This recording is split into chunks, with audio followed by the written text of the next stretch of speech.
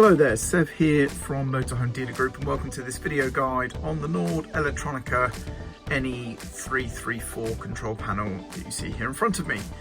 In this video I'm going to show you how to use all of the basic functions of the control panel, how to bring up the various different bits of information, how to turn things on and off, and hopefully by the end you'll have a good understanding of how to use the panel in your leisure vehicle. We're not going to be covering any troubleshooting or problem solving. If you are having issues with your panel, then please refer to your instruction manuals or seek the help of a technical professional. This really is just a quick start guide to get you up and running using this control panel with your leisure vehicle. So let's get started. So let's start with the control panel in the off state, and it should look something like this, just a glass screen essentially. Now I have seen images of this control panel without the sort of highlighted power button area. This particular one does have a sort of whitish circle there where the power button is located, but that is where you need to press to turn the panel on. So give it a press for about 1 second and there you go, the panel is now on. Now, if there are any issues with your vehicle, such as low battery or water tanks, then you're going to find very shortly that you'll have any associated alarms come on when the power is turned on the panel. So hopefully in just a second, because this vehicle is drained down, there we go.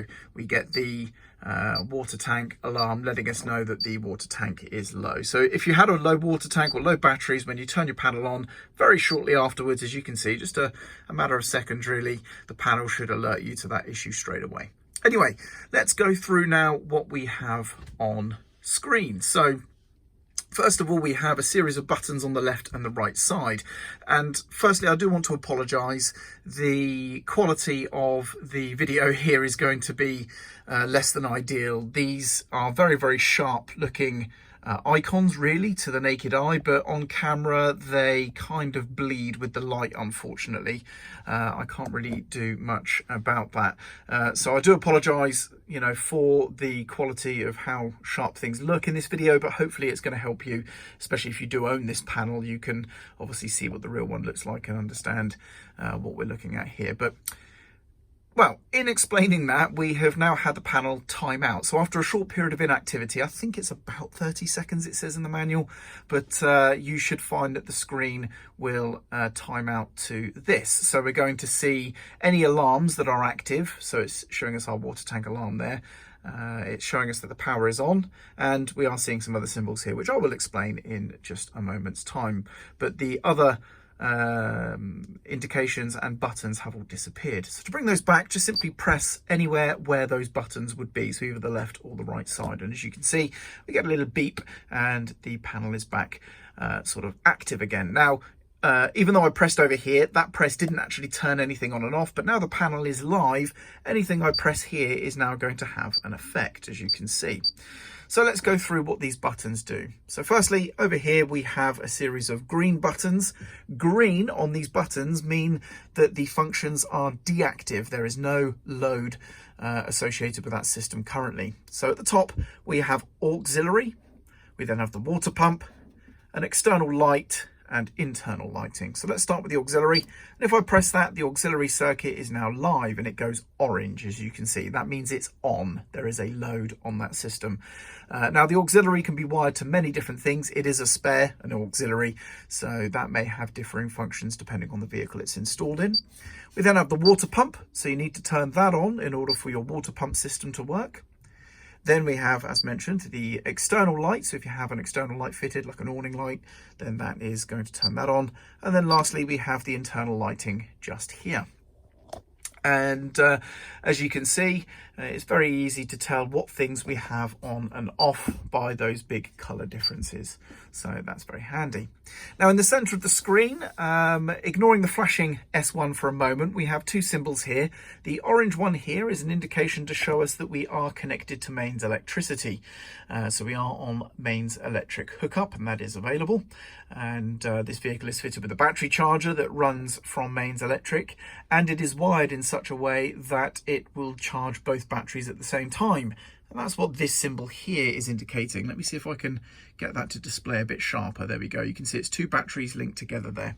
And that is showing us that we are charging both batteries at the same time. Now, this will also turn on when you are driving. So if your vehicle is configured so that the leisure battery will also charge when you're driving, because both the vehicle and leisure battery will be charging when you're driving in that instance, that should bring this symbol up as well. So that basically means that both batteries are being charged. Now, again, the screen has timed out, and you can see in this instance, because we had the lighting on, that symbol has stayed illuminated on the timeout screen here. So all the unnecessary lights and symbols have gone, but the ones that are on that we need to see still remain. So we can see at a glance as we're moving around the vehicle, we can quickly look up at the control panel and see that we do have the lights on and whatnot. So that's very handy. Now, the S1 I will come on to in a moment, because that ties in with these down the right hand side. So this is where we're going to check information now. So on the top here we have the temperature, and if I press, we're going to see the temperature. It says in and 18. Now the in stands for internal, so that's telling me the internal temperature. If I was to press again, that would show us the external temperature if that was connected. So if we have an external temperature sensor connected to this panel, we could cycle between the two, but unfortunately this vehicle only has the internal. I believe, if I've interpreted the manual correctly, also if you only have the external connected but you do not have an internal sensor, then you will see a dash here on the internal setting and be able to then see your external temperature by pressing the button again. But that's what that shows there. That shows the temperatures for both internal and external depending on what you have fitted.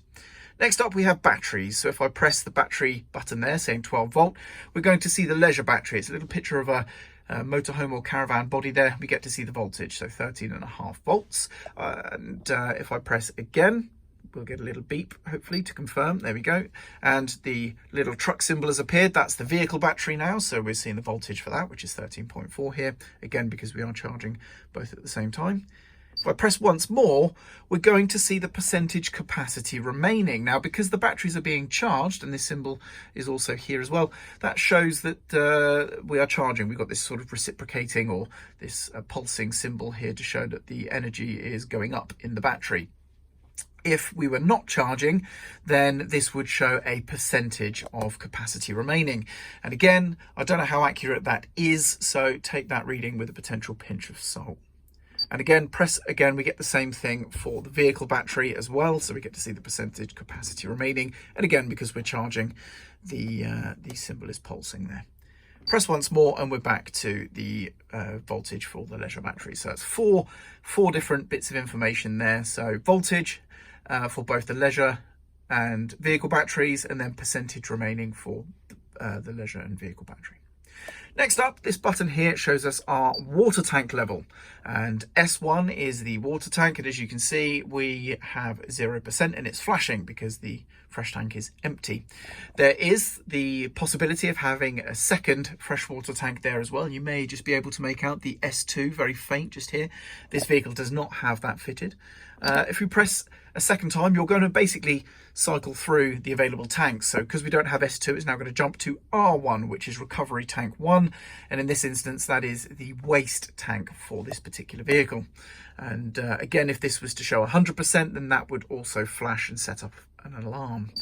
And press again, we go back to the start. And again, there are the possibilities of having additional recovery or waste tanks as well. So depending on how your vehicle is fitted, multiple presses of that button will show you different tanks and their capacities.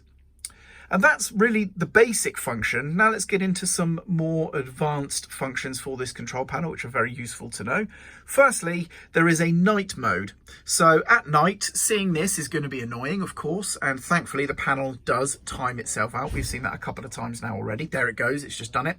And that is very useful for us to be able to minimize the amount of lights on so that we only see what is necessary. However, when all the lights are off in here and it's very dark in the middle of the night, even these few icons will be very distracting.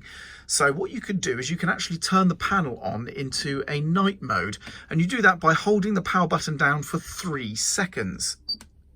And it should say standby or STB. And then what we will find is everything goes off except the power button. So you don't fully eliminate all the lighting you see here, but you end up with just one light. So that lets you know that even though there's nothing on the panel, it is on, the vehicle is still powered, but it's just showing the minimal amount of light. And in order to return the panel back to normal, literally just touch anywhere and the panel comes back and cancels night mode. Now, what we can then also do is we can long press these buttons here to give different functionality too. So if I press and hold here on the temperature symbol, we get the word on. And if I now tap the button, I can toggle between on and off. And this is for the panel beeping.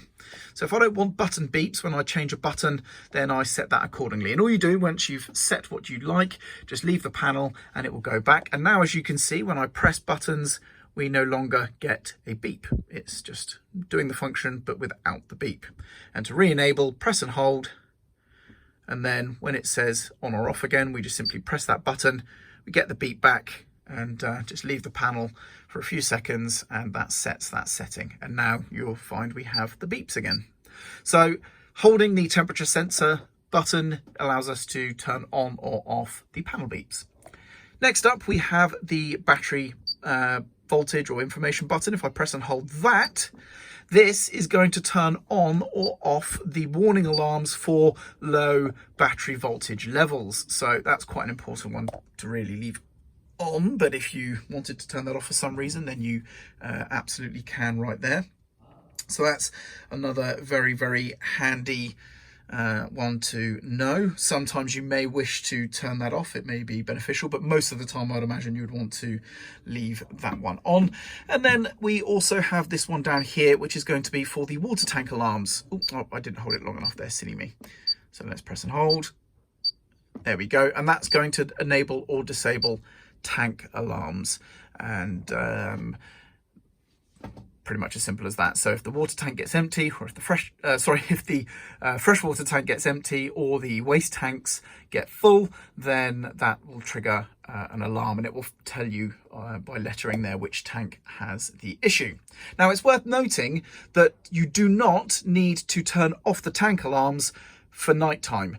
The night mode that we enabled by pressing and holding the power button actually disables any audible alarms. Now, you will potentially still see if something has triggered an alarm, so you may see a battery symbol appear or a tank symbol appear, but the audible alarm itself will be disabled during night mode. So that's worth noting. You don't need to turn it off yourself there.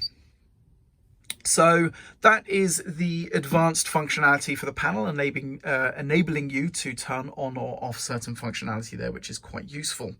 It's worth noting, by the way, the battery alarms, they are triggered when the vehicle battery, the car battery, which is B1, has less than 11.8 volts, and the service battery or leisure or habitation battery has less than 10.5 volts. So that's the thresholds for battery alarms there. That's another useful bit of information to know. But that's basically it for the control panel, and hopefully you found that useful. In order to turn the panel off, all you need to do is just tap the power button and it says off, and everything goes off. And there we go. That about wraps up the video on how to use the Nord Elettronica NE334 control panel. Hope you found this very useful. I'm Sev, and thank you very much for watching.